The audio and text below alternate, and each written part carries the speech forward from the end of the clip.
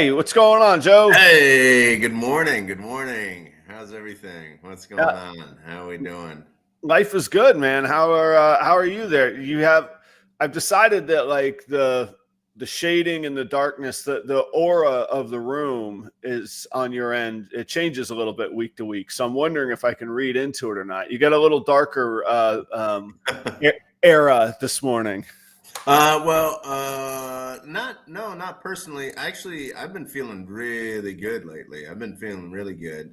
I like that.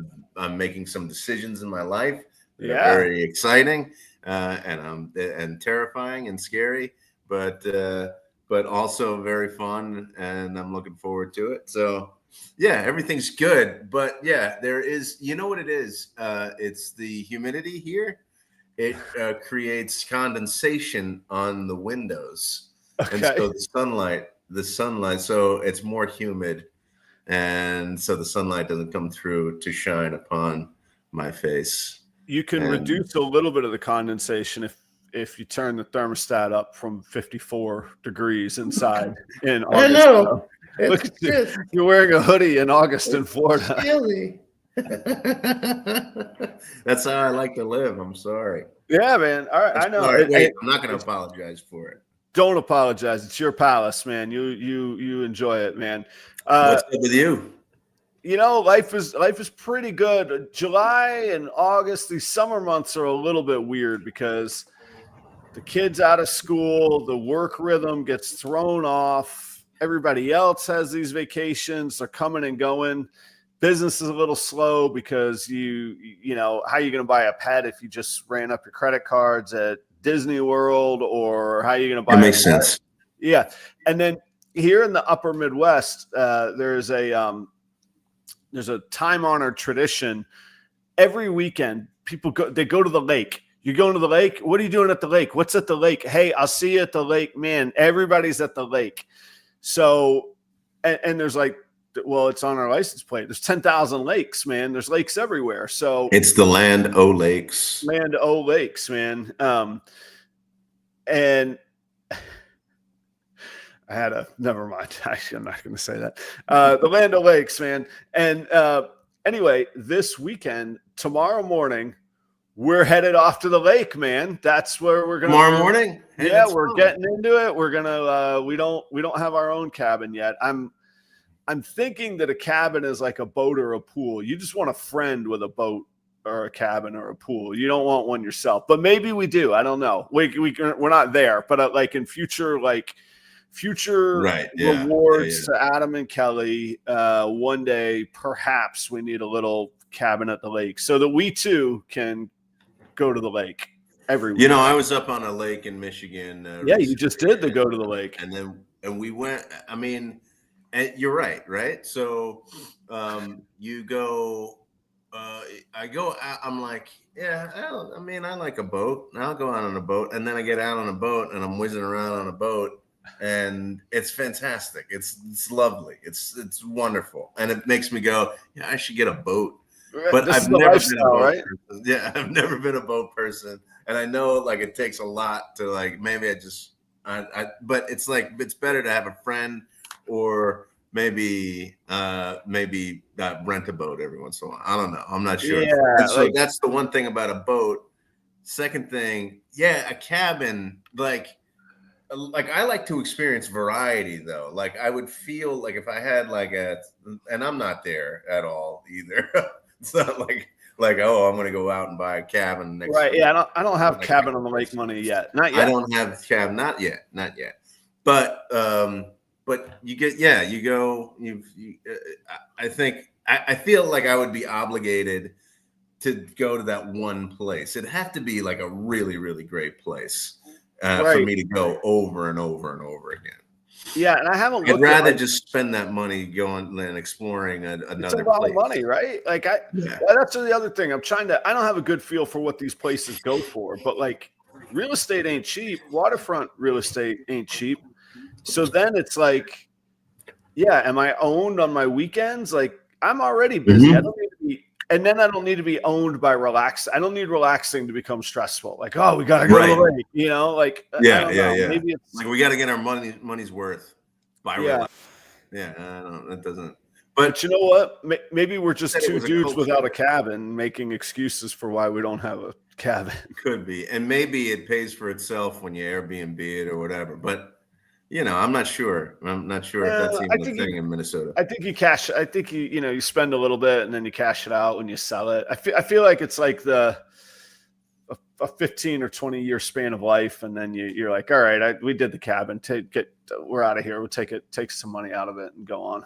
I don't know. Yeah, I would. So I love the North Georgia area. I've gone up there a bunch. I love the mountains there. I mean, you were close by there at your place, and it's just a beautiful area. And it seems like it's real country, and it seems like it's not overrun, Right. And the great hiking, if there's one place, and maybe I just haven't explored, but if there's one place I think that I'd go and I'd get a cabin because it's far enough and it's also it's close enough to get up there easy. Anyway, nice cabin life.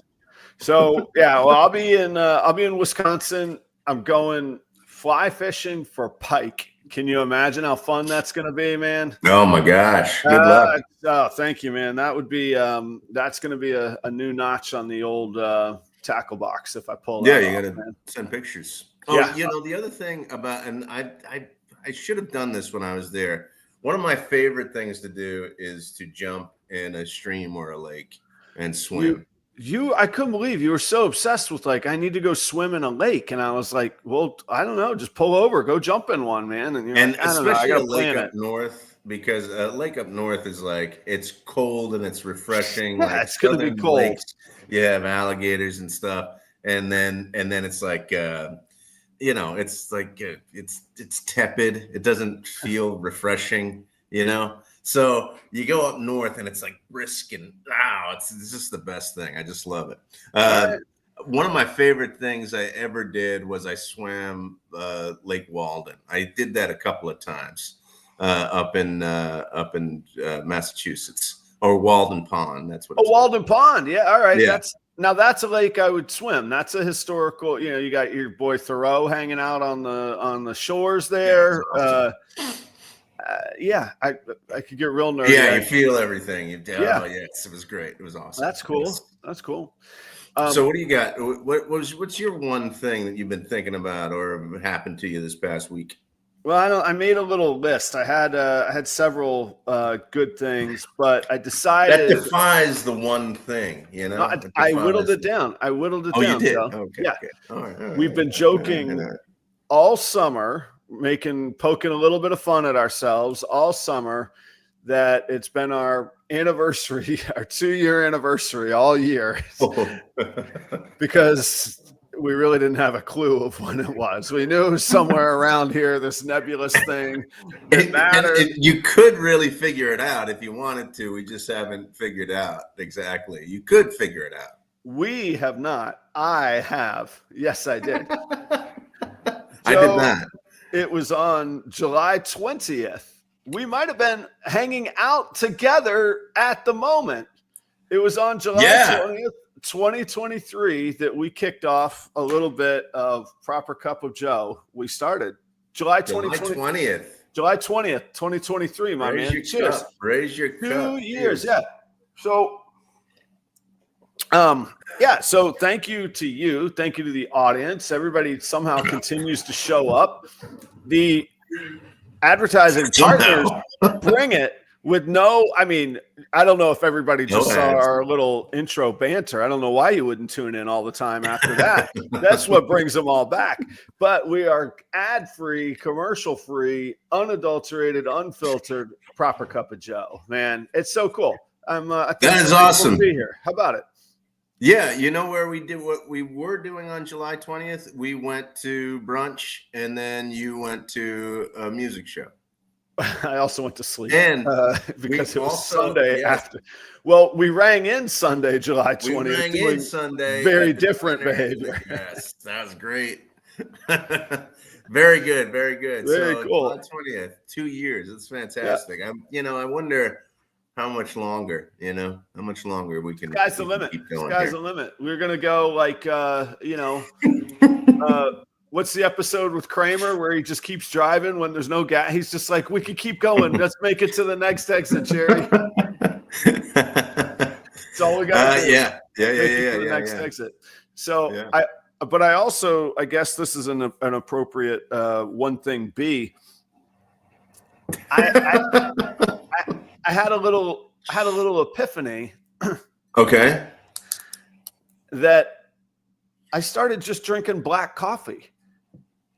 Really? And I was like, I had two experiences, both with, ironically, I don't know if it's ironic, coincidentally, with snake breeders where I had been at their homes and they offered me coffee and they both were like, well, I just drink it black. And like, if I'm in somebody else's home and they offer me something, like it's in my blood, like I'm going to generally accept it. There's a few things I'm not going to accept, but generally if I accept it, if somebody makes me a plate of food, I'm going to clear the plate of food basically no matter what it is.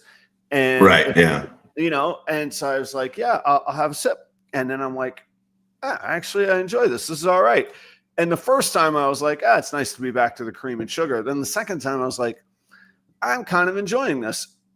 And then I thought to myself, do I really need all that cream and all that sugar because I drink a lot of coffee. Man, I will drink coffee all day long. And I was like, you know what? I'm going to try out the black coffee. And I did it. And I'm on day 4 of just straight black coffee. That's it. You drink a lot of coffee. And is that why you're so wired and spastic? I mean, yeah. Aside from just being me. Yeah, exactly. Okay. But you put cream and sugar. Did you like it light and sweet, like real sweet and real light? Pretty light, not that sweet. Very little sugar, quite light. Now, straight black. I will say, this is really nerdy and geeky to say, I was amazed at all the different, like I put my wine sommelier hat on. I was amazed at all the different flavors I was tasting that have been just overrun by the cream for all these years. And I was like, this is actually a pretty nice experience, Okay, mark my words. Once you have the snakes and the rodents moved all the way into the new facility, you will begin within a matter of, let's say, 2 years, roasting your own coffee. Okay. So we joke at the house that this is I know that I'm breaking some societal rules here. Kelly had a milestone birthday. Kelly turned 50 this summer. Yes. She has taken to, I don't know what it is. There's some like biological calling to get into bird watching. And she watches birds incessantly. She has a video camera that is like a motion sensor detector on her bird feeder.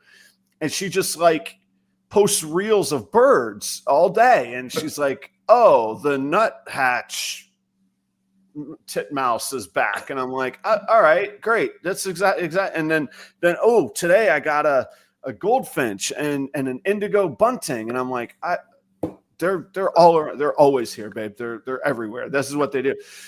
And what I'm saying is like, is men turning 50 or in their late 40s the equivalent of bird watching being like, Joe, I'm busy. I got to roast some coffee and grind it, Well, it's the same, but really her approach to birds is kind of exactly the same approach that you took when you first got into snakes. No. You started to okay, this is interesting. Okay, well, what about this? What about, and then it became this thing. Never once have we written off to our tax man the bird feeder. Okay. At least I put a little thought into how we're going to get some of this money back for my time. Okay. All right. Anyway, but I might. We'll see. I was excited about the coffee. It's a new experience now in the mornings. I'm like, this might taste a little different. How am I going to enjoy it today? And two things are happening. It's a case of it's good enough, and I'm probably drinking a little less coffee, and I'm not drinking any cream and sugar. I think everything works out. And I probably turn to water a little bit sooner in the day than I normally do, which is also good. Yeah, that's interesting. So you're purposefully suffering in order to change to water earlier in the day.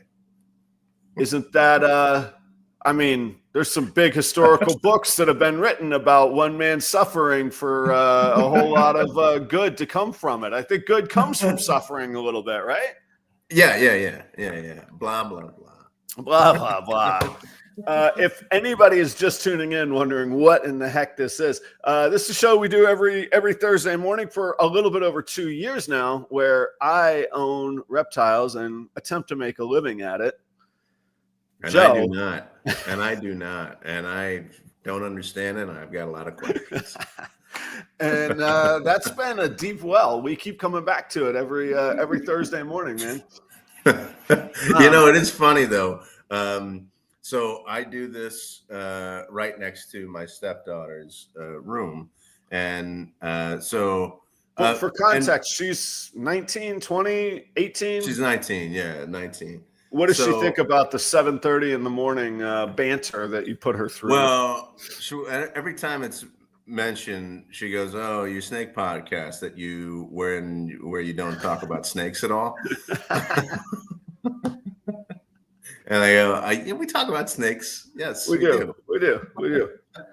Sometimes we do a little bit of pop culture stuff. I had to sneak this in, Joe, just before we get into some meat and potatoes here. Okay.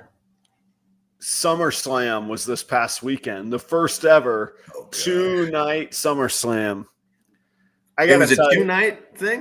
Two-nighter, Saturday and Sunday.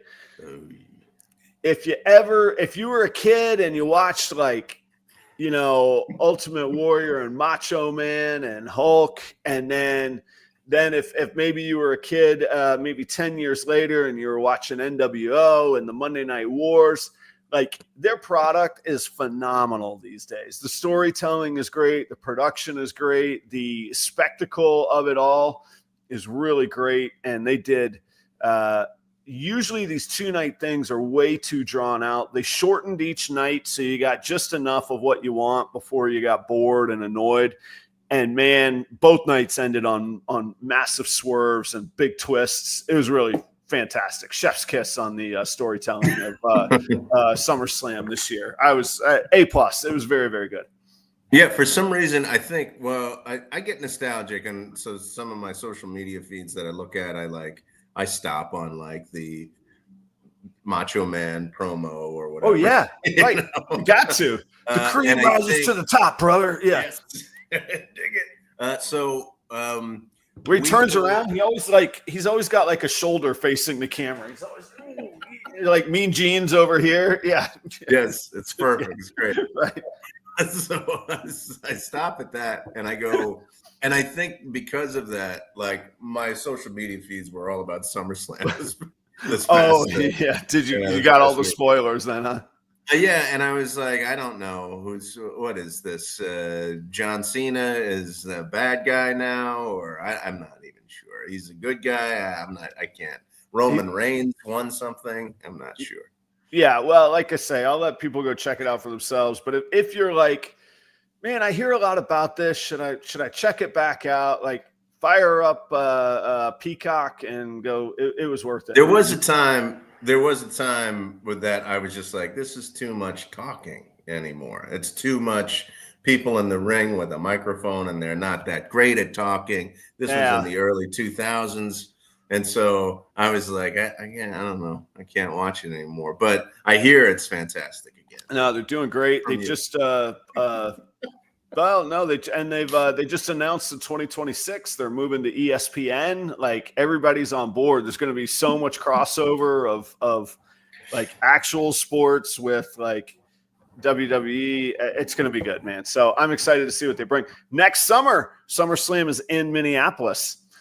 Are you going to go? Oh yeah, definitely. And actually, one of my buddies from Florida, he and his wife are already planning their trip up here. So nice. That's awesome. The guys are going to go to SummerSlam, and the ladies are going to go to the Mall of America. Go to the lake. No, well, that would be cheaper if they did. I can only pray they go to the lake. So we'll see. That's great. Yeah, maybe I'll take a look at it. We'll see, give it a shot here. We had considered doing WrestleMania in Philly that year, so we didn't, but we could pull it off if you came up and checked out. Oh, you were saying you would just check it out on TV. Just check it out on the television. You're like, there's no chance I'm coming to Minnesota for SummerSlam. I'm working on buying a cabin. I can't. That's right. Well, yeah, we're trying to buy a cabin. I got to say, shout out to Charlie at Reagan Renee Royal Pythons. Charlie, actually been thinking about calling you or catching up. We've both been busy. I wanted to catch up on a little bit of business and personal stuff. I hope you're well, man. But Charlie's one of the advertisers on Tuesday night, Proper Royals Live. Good friend. You guys should check out his A Pinch of Salt in Coffee. Pinch of Salt. You should check out his Morph Market. Yeah, then I got to ask about the Pinch of Salt. Now, Charlie is legitimately one of the smartest, most analytical, insightful dudes I know in the industry. So, like, if I said I was throwing in a pinch of salt, it would just be for flavor. But I guarantee you Charlie has a far deeper analysis of why that salt is going in there. So I'm a little curious to know about that. But there we go. Go say hi to Charlie at Reagan Renee Royal Pythons. He is the, speaking of belts and promos, this guy is the current reigning undefeated 15 Minutes of Lame champion. And right. I got to send you the reel, man. It's kind of a convoluted story, but I got called to be basically a guest moderator of the debates to see who would win. And I kind of challenged Charlie to explain to people. Anyway, Charlie cut one of the best promos ever, rips his shirt off, all the what did he call? Oh, all the Reaganites, the millions of Reaganites across the country. And I mean, it was this great promo right off the cuff. I had to say that sealed the victory for the voting, I believe. So, first snake industry question of the show of the day: is there a direct correlation between wrestling fans and snake breeders? Well, we're all psychopaths, so maybe so. That's a prerequisite for either one, really. No, I don't know. I think it's just transcending a little bit of culture these days. It's people. I think the escapism of it is amazing, and I think that then you get away for a little bit. It's nice to just suspend disbelief and be happy doing that. And and then you get to see some good entertainment. And it's all like, it's the P.T. Barnum. It's the modern day P.T. Barnum. Just the freak show, the circus, the athletics, the stunts, all of it all together. It's good. And speaking of 15 Minutes of Lame, I had a conversation with Chris this past weekend. Chris Eaton. Did you guys connect? Fat Man Nation. Yeah, how'd it go, we connected. Man? He's great, by the way. You gotta if you haven't ever engaged with Chris, he's fantastic. We had that conversation last week on the show, and then I reached out to him on Instagram, and he was like, "Just call me." And so we had a great conversation. He's totally willing to do what I need to do for Aiden, getting a little sizzle reel together. So he gave me some good pointers, and so. Yeah, he's just awesome. He's great. We had a great time. I'm pumped, man. I tell people, and this is all serious, like no tongue-in-cheek stuff here. The coolest thing about like the snakes or the industry or the hobby or the community or whatever people want to say, we all did something. We all became experts at something else. The snakes were second. So like everybody has something that they and basically, you had to get really good at that something because these racks and owning hundreds of snakes ain't cheap either. So, like, somewhere you got good enough at something to where you could make a bad decision and put all your money into snakes. And so, like, there's these amazing, insightful people that are everywhere that are into different things. So, like I say, Charlie and his analytics, I mean, everybody knows something about something else. And so you get to run into people like Chris, or there's a guy that helped me out. He's a banker. He was like, yeah, we'll work out we'll figure it out we'll get you rolling on this. Or somebody's been an electrician or been in construction or whatever it is, man. I called somebody this week about pressure washer tips. What tip do I need to wash concrete? You ever Googled pressure washer tips, man? There's 99 of them. Yeah, well, I hadn't either, and I knew nothing about it. Called up my buddy Justin at Pressure Pythons. That's what he does. He's an industrial pressure washer. Like buildings, garage, parking garages, man. All that. How do you think all that stuff stays nice and clean? Guys like Justin. Called him up. He got me set up. Taught me some tricks with wrenches too. To like, it's amazing what you can find. The resources that you can find, man. I'm gonna need some. So my one thing of this past week was that I've mentioned it a few times on the show, is that I'm building a shed, and I don't know what the heck I'm doing. And are you like getting it delivered and installed, or you're like putting the posts up and you're building it?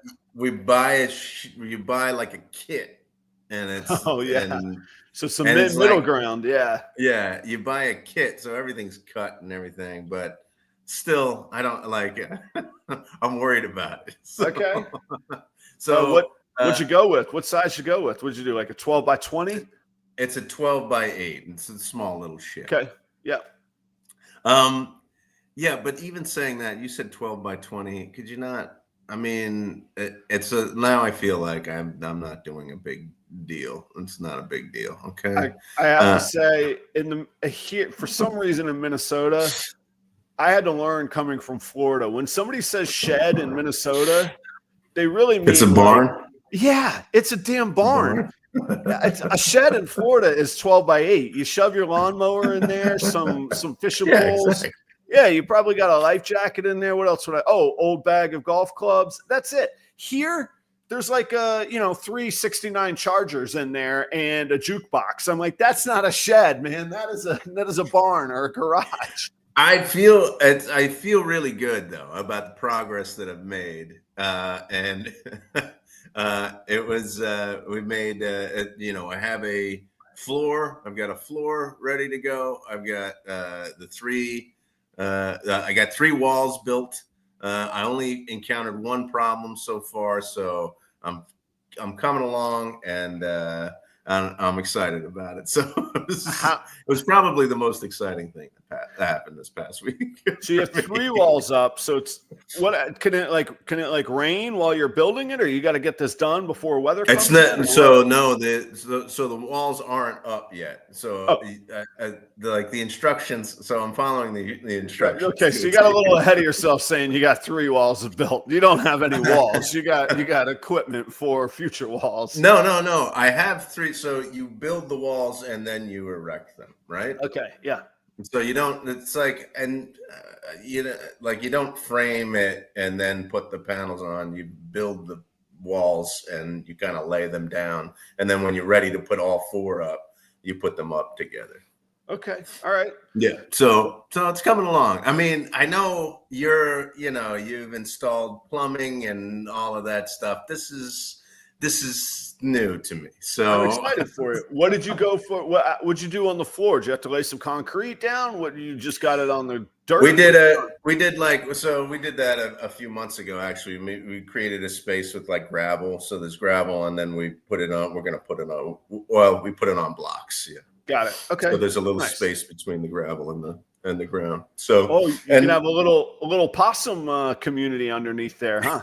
I mean, we'll see. I don't know.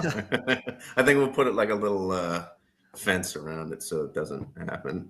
So I don't know. We'll see. I don't know.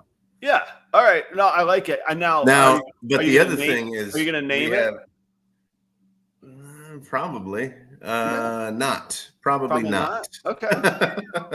But the thing that I'm excited about is that there's a large shed in the back of the property that I have that's just falling apart.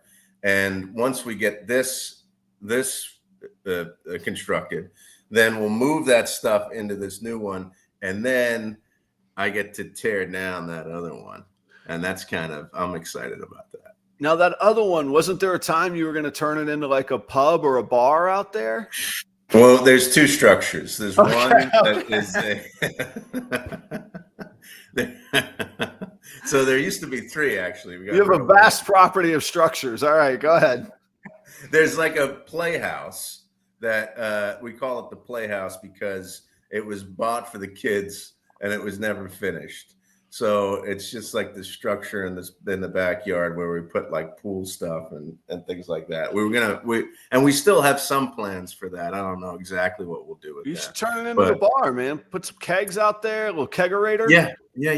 I acquired some brewing equipment over the past couple of years, so maybe I'll turn it into like a brewing shed or something. We'll see what happens. All right. Okay. So when's the projected completion of this thing? I mean, I hope that I can make some good progress on it this weekend. So I hope that maybe not completely finished, but I hope to have it erected with a roof on it by the end of this weekend. All right. Now I got to say, from a mindset mentality standpoint, I don't know that hope is enough. You're going to need to set a deadline. What's your deadline on this thing? Let's get this job done, Joe. You going to do this or not? Where are you going to get? Yes, it's going. But the only thing that's going to be a problem is if it rains. So we got to pack it in if it rains. So and on the forecast it rain. I'm confident if we have a clear weekend, I will get it done by Sunday night. Okay. If not, then I don't know. I don't know what's going to happen.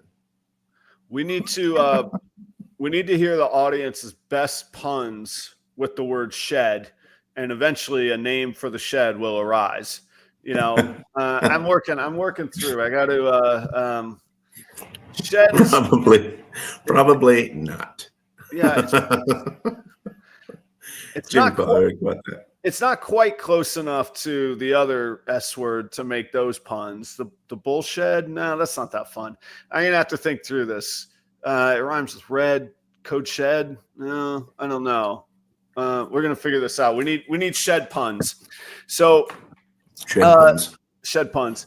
Joe, I had a conversation this week that got me thinking, and it was kind of a cool aha moment. And then I was like, how do we apply this? So before I say anything, let me make sure that I convey this is not a criticism of any mindset or any place that people are at in their lives. There's very good value propositions to many different situations.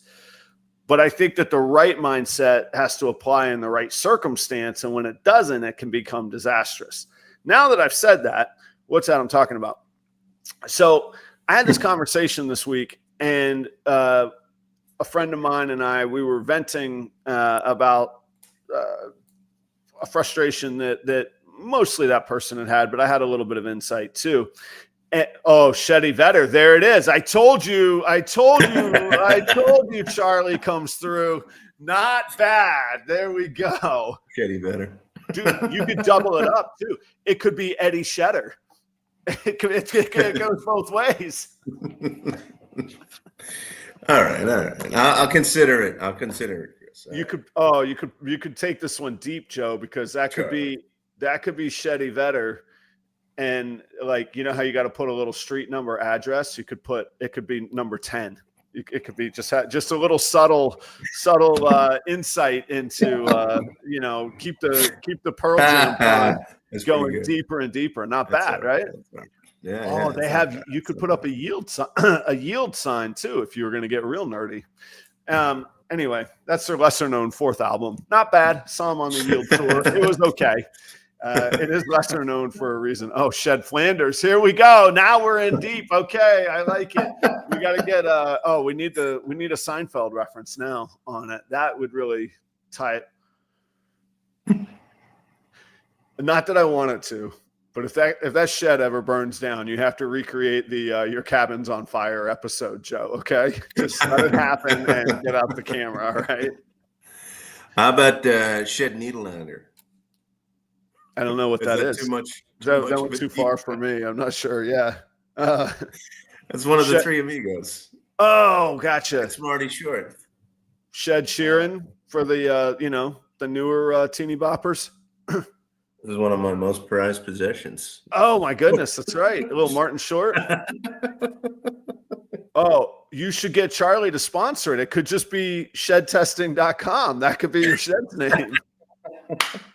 Hey, all right. Now we're talking. You can finally, after 2 years, get a little payoff for all your efforts here, Joe. Okay. So I'm having this private conversation with a friend.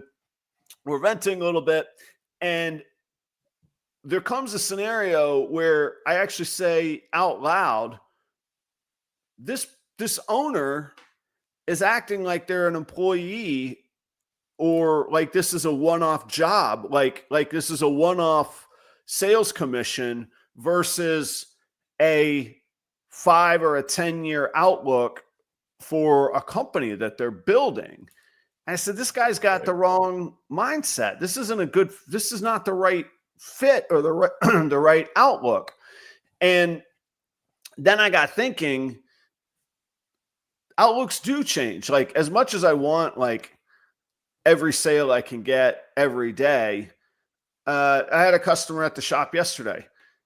He was bound and determined to buy a snake. And ultimately, I think it sounds crazy, but I think I talked him out of it because the genetics I had versus what he was prepared to spend that day didn't fit what his needs were. And I was like, dude, you got to go back to work for 2-3 weeks and come back and get the thing that you really need. You got to delay it just a little bit.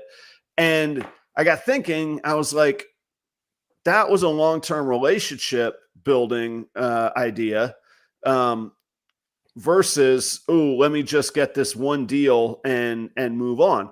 When I was an employee, I would always just have gotten the one deal versus looking at it like a owner entrepreneur saying, I got to roll the dice here and hope that the guy comes back and build goodwill and build a better reputation over a long period of time. So it got me thinking, but then also, and I want to get your opinion, are there times where the owner entrepreneur mentality as an employee is a very good play? And are there times where maybe I should just get down to business and be a little more like transactional, like, hey, this has to happen now kind of deal because the spreadsheet's out of whack?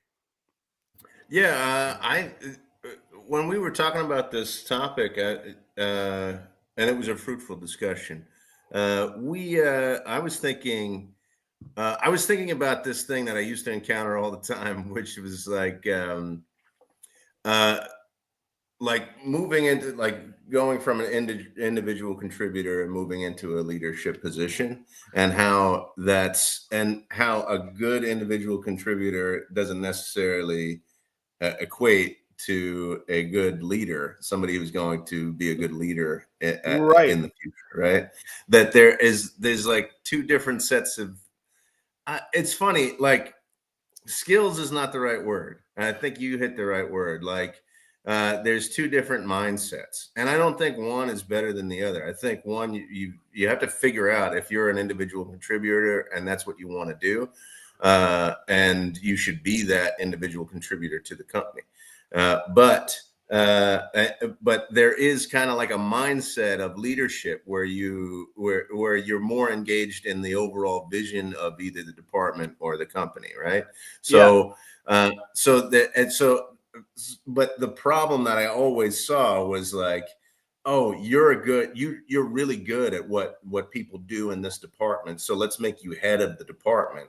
And the leadership is not that great there, the management is not there, or something like that. So that's why I would be called in to do like management training or something like that. You know what I mean? So well, I think it's actually called the Peter principle, and I don't know why it's called that. Somebody will know, but it's where you get promoted basically until you fail. Oh, you're really good at this. Let's get you something else. Like, it almost doesn't make sense. Yeah. Like, hey, you're really good at first base, so we're going to put you in the outfield. Like, it doesn't make, Right. or you're going to pitch tomorrow because you're like, you probably could pitch, but you're not going to be great at it. And then what happens is you promote somebody to where they fail, and then they get fired, and you lose very, very valuable people. And we always had to be careful of that. And like you say, in management and leadership, we always did a which I really liked. I took this with me after I left, and I think about it a lot now. And this is where I was saying, I'm not criticizing any mindset or positioning. But at the PGA Tour, we did this exercise. Are they over positioned, well positioned, under positioned? And then a different graph of 3 things was like, as much as I say I like it, I can't remember exactly what it was. Acumen's not the right word, but potential. Are they kind of where they're going to be? Are they going backwards, or is this somebody that we really feel like has a high ceiling, a high acumen, a high opportunity? And so we would get this 9 square graph. Basically, if somebody were in the middle bar or the perfect middle section, they were the most perfectly suited where they were at. Doesn't mean they're not considered for promotions or opportunities. You would feed them where they were at and feed them rewards. I sound like I'm talking to a dog. You fulfill them where they're at. Whereas the person in the top right corner, their fulfillment's going to come from opportunity and learning and opportunities for advancement. And the person in the bottom left corner, they probably aren't for us anymore, kind of deal. You don't want people in that bottom left corner. And yes, they're humans, but they're not well positioned, and they're not excited about where they're at, and they're not demonstrating any acumen or opportunity or anything. Yeah. And there's a comment that just came up, Jason. I mean, even in how we're talking now, is like we incentivize people moving up in the organizational hierarchy. And so when you move up in the organizational hierarchy, you're going to receive the responsibilities of management. So, but that's the only way to that's the only incentives that we give in terms of promotion. Like that there has to be some management involved, or like a raise or a salary increase. Usually those people who get the most amount of money, which is also the difference between an owner and an employee. The employee is there to make money and make as much money as possible in the amount of time that they're giving over. So, but if the only way to make more money is to actually take on management responsibilities, there might be a bit of a problem there. Because I think, like, let's take a restaurant. Like if there's a restaurant that, and maybe I'm speaking out of turn, maybe you can do, like, if there is a fantastic server, like people and the service is just from this server is fantastic, and then that is a very, very important piece of delivering service and delivering the product, right? The most important. They're the ones interacting the most. Yeah. So I'm glad that you're agreeing. The most important, that the interaction is the most important. Meanwhile, but the manager is probably making more money than that server, right? So it's kind of strange. We're incentivizing the hierarchical structure of an organization in such a way where I don't know, where it might not work to the benefit of where people really need to be. So I'm only going to speak to restaurants. One of the few things I loved restaurants too much. One of the things, though, that I really loved about restaurants, and I still believed the people, sometimes, I don't know, I guess if you asked one of my previous employees, they might have a different opinion. One of the things that I really love about restaurants is there is a mercenary aspect to it. You pay me, I go. When the money stops, I'm out of here. That's it. Right? And like, as bad as that sounds in a positive corporate culture, in restaurants, you need those people. You need the people that say, I'm here to make money. When it's busy, I want to work. And when it's not busy, I'm out of here. That is actually like the balance beam for how restaurants work. That there's Instagram reels and memes about servers when they get cut. Hey, it's slow. You're cut. You're out of here. Got to get you off the clock. It's not worth your time anyhow, because the horrible House of Cards model where servers really don't get paid anyhow. Like if they're not making money, they're out of there. Mm-hmm. And that lifestyle can become addictive, which it has its pitfalls. but it also could be very, very profitable. And there are times, one of the biggest challenges in restaurants is when you do identify somebody that would be a good leader that should go into management, they often have to take a step down and pay. You ask any great bartender, hey, when are you going to get? They're like, what? Wait, you're offering me this? I don't get cash in hand every night. I have to pay tax on that income, and I get paid twice a month, and it's less. And I had to to always say to people, like, but this is, again, is a different mentality. Hey, you're kind of at a ceiling because the bartenders make the most. And yes, you might take a step down, but your ceiling gets much higher in management, leadership, future ownership kind of deal. And that's another good example. But there's also a time and a place in life. When I was single and I wasn't a dad, and I didn't have much going on, but I didn't have much responsibility either. I felt filthy rich as a server and a bartender, man. It was great. That fit my lifestyle. And I probably made more than I did in my first salary gig. Yeah. Now in my life, knowing what I'm going to make, when I'm going to make it, having a little bit more reasonable schedule, that kind of thing. So it fit different places. It fit different mindsets. I will say, probably to Charlie's point, to your point, Joe,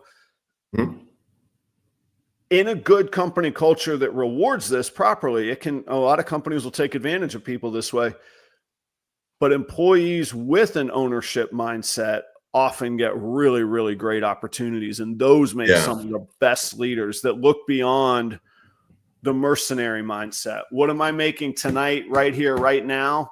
That's a great fit and a great position and a great situation. And you need those people. But the person that goes, I think there's this opportunity in the community. I keep hearing about this dish or this style of food or this offering, or we could do wine tasting, or we could offer this. I could head that up, and it's something we could build over 6 months. Whoa, that's a different mindset. And that's a person I might want to cultivate. I might not. They could be psychopaths too, but that's, let me ask you this. Like, sometimes you're, so you go to a restaurant, sometimes you get, there's upselling, there's, would you like this? You want this, or you want to substitute this, blah, blah, blah. So, like somebody who does that, like, somebody who's focused on that, is that a part of this conversation, or maybe I'm going off a little bit? Because I feel like when servers do that type of thing, they have like the company in mind, or maybe there's more incentives. Maybe, I mean, the incentive is a larger tip because that's the magic bullet right there. That's somebody that could be well positioned as a mercenary that is also making the company a whole lot of money, and they're making a whole lot of money. And if they're doing it right, the customers are having an excellent experience. Like, we all hear the word upselling and we're like, oh, I'm about to get hit with a pitch. No, if you have an amazing steak, you want an amazing glass of wine, and maybe you're not familiar with the menu. You need somebody to upsell you that amazing glass of wine. And Joe, for the record, I'll say some of it's just a point in life and a point in what people want. If and when the day comes that I need to go get an hourly job and supplement my income, I am not going into management. I'm not going to leadership. I'm going total mercenary. I show up. Why is that? I've done the other part. It doesn't excite me anymore. I don't feel like, because this is kind of the crux of your idea of what we were talking about. It's I don't want to build something I don't want to build something for 5 or 10 years. I want to get in and get out, get the money I need, get on, and get with the stuff I care about. I'll be the because you already have your own vision for. I'm full up on all my own visions. That's right. Yeah, I don't need anybody else's own vision that I need to own and baby. Like right. Yeah. I'd go wait tables and just be like, all right, here's my little marketplace. I'm going to sell my ass off tonight. I'm going to give great service tonight. I'm going to make money. The restaurant's going to make money. I'll polish my silverware, and boom, I'm out of here. I'm done. Yeah. So we're talking a lot about, you had a conversation. We're talking a lot about kind of the inverse of that conversation, where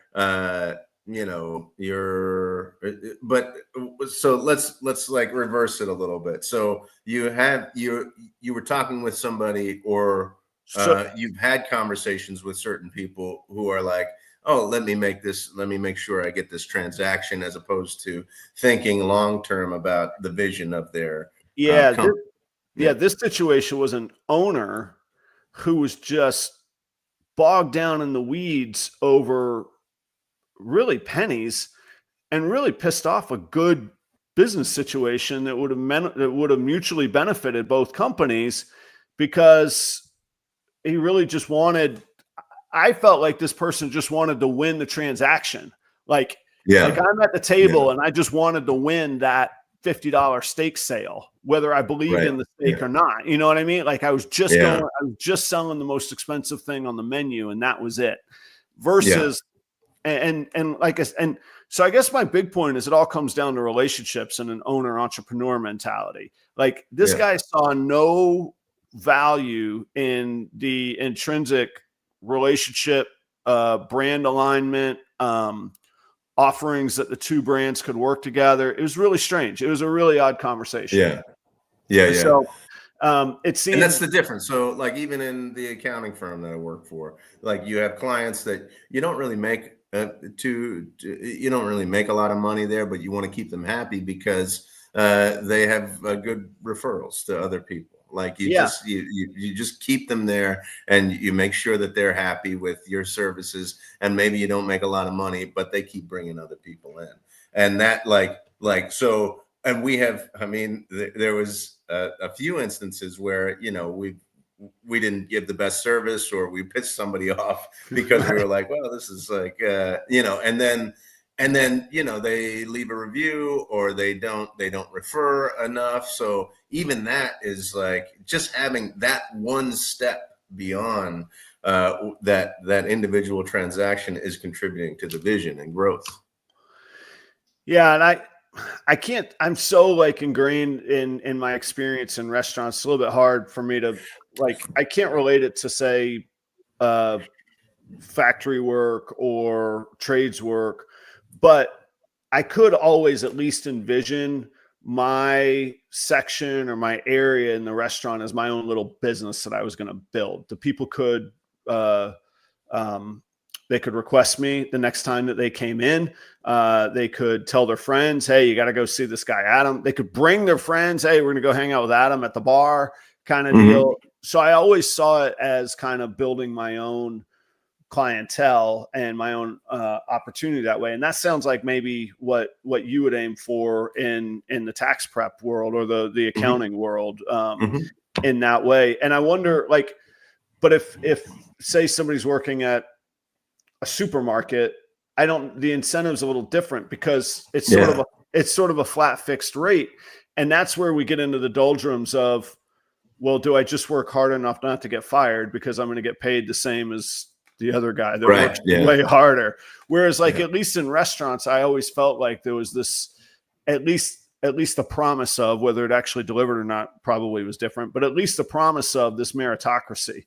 I do better, I sell more, I'm going to make more, people are going to come back more often, come see me, kind of deal. Oh, I could build the trust of the leadership and the ownership. Maybe they give me a couple extra tables versus somebody who doesn't give a damn.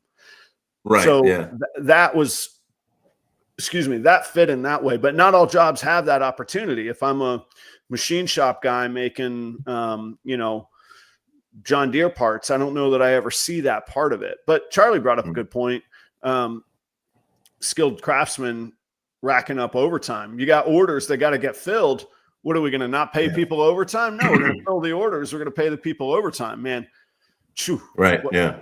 So there's a lot of different angles there, but and again, I want to make sure the best scenario is to be well positioned with the right mindset, wherever that is in that graph for you, in that chart, Yeah. and at your time of place in life, Yeah. But There's when it yeah. doesn't line up, though, it can be disastrous. Sorry, I cut you off. No, I cut you off. So the model of leadership that I've delivered in programs in the past is connected leadership, and it's based on the premise that there is a direct correlation between self-awareness and effective leadership. So knowing who you are and what and how you work and where you in the past you have stepped up to be a leader, and like leadership models and like people that write about leadership, it all seems to be kind of hierarchical, and then people go, oh, the best kind of leaders are the CEOs or the politicians and the people at the top of these hierarchies. But really, I don't really ascribe to that. I kind of think some of the best people, the best workers, the people who are happiest and actually great leaders are people who know exactly who they are and what they want to do. So if that's really being the best bartender ever, you're really leading the charge of that particular bar. Or if it's being the best craftsman in a shop, you're really leading from that particular location, and you're really living into your own leadership point of view, your own style, your own way of being a leader. And so, but again, I think it's this idea that if you move up the hierarchy, it's more prestigious, and it often has more money involved and all of that stuff, and it's just simply not true, I don't think. Well, I was going to say it's a two-way dance. All those people you just described, if they're at a company that values them and says, yes, what tools can I get you so that you continue to produce beautiful, amazing work? What workspace how can we make this workspace better? Do you need better lighting, or am I going to stick you in a dungeon of a dish pit and big surprise, we only get dirty dishes out, versus a beautiful atmosphere where you feel like you have to reflect that atmosphere? Because let me tell you, a restaurant that doesn't take care of their dishwasher, they're doing nothing. Everybody, I get chills still to this day how important a really great dishwasher committed is. They should be taken care of. It's the filthiest, grossest, most unappreciated job, but you need, can you imagine putting the highest quality food on a plate that was clean? Dirty plates, in a mediocre way? Like, it turns my stomach saying it out loud, right? And that's the point. Like, you need people very, very well positioned and very well the right mindsets in the right places, and then you have to take care of them. That's I mean, and taking care of them is the ownership mindset. Is going it's not just going, let me suck the most work out of this person for the least amount of resources that I'm providing to them, or the least amount of salary. Having an ownership mindset is going, are the people in the place in the place where they need to be, and do they have the resources to make the money or make the product or make the service that we're trying to do? And that's going to be more profitable as a business owner long term than just settling on a transaction where I get 8 hours at the least amount of money from you. Right. This has turned into a whole different leadership conversation, which is great. But I'll leave with this quick story. My boss, the GM at the last property I worked at and that I still consult for, we found that pizzas were incredibly profitable and incredibly in high demand. So we said, all right, what does it take to make the very best pizza, and that we can actually charge quite a lot for, but people will still be very happy with? And the margins on pizza far exceed burgers, steaks. They don't exceed beer and wine, but they exceed most foods that we could sell. So we set out and we found this pizza oven that the hack was, the best pizzas are on stone that you're cooking them on, but the fastest pizza ovens are the metal conveyors. But we found a stone conveyor, and it was really great. $60,000 oven and renovation. To this day, it hangs in the chef's office. It's framed. Me and the chef, we drew out a whole kitchen renovation and how this would work on a piece of cardboard that we ripped off of a case of potatoes. And we were so excited. We took this cardboard to my boss, who loved it. He said, this is a great idea. I want you to draw it up. But the one thing we're missing, he said, the person that makes our pizzas now, did you get their input?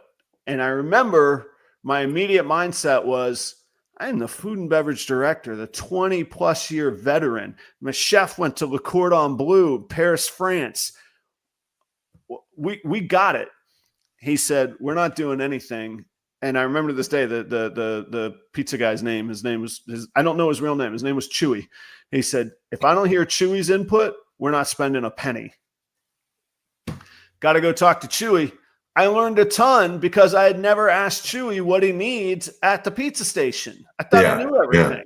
Suddenly, we're having meetings with Chewy. Suddenly, the other cooks that help Chewy when it's busy, suddenly we got a meeting of cooks that are redesigning a kitchen with us, and we redesigned the kitchen. We put in that pizza, and all of those guys took ownership in it because they were part of the design team.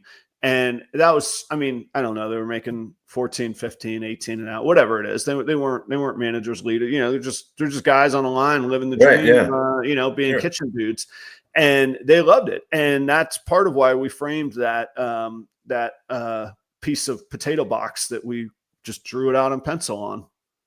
Yeah. It's that kind of mentality. I think that kind of makes the difference there. And it was valuing that input and valuing those workers. The people that do it every day. And I have dreams of like having a crew of a few people. I would have to get, I'm years away from doing that. I don't have the revenue to have that and to pay them properly. But like, I love, hey, what do you need? What are we doing wrong? Versus this is how you do it. This is what it'll be. Dun, dun, dun. There does have, there's got to be some structure. There's got to be an expectation. But how can we do this better? What are we missing? What do we need to do different? Like, ask the people that are well positioned and have a great mentality. And I also think those conversations kind of tell you what kind of workers you have working for you as well. If they're engaged, if they're happy, if they want to contribute or if they don't, Yeah, that's true. You can find out a lot in those questions too. Well, Joe, speaking of GMs and bosses and relationships and owner mentalities, I got to get to work, man. I got to get out of here. We gotta wrap this thing up today, man.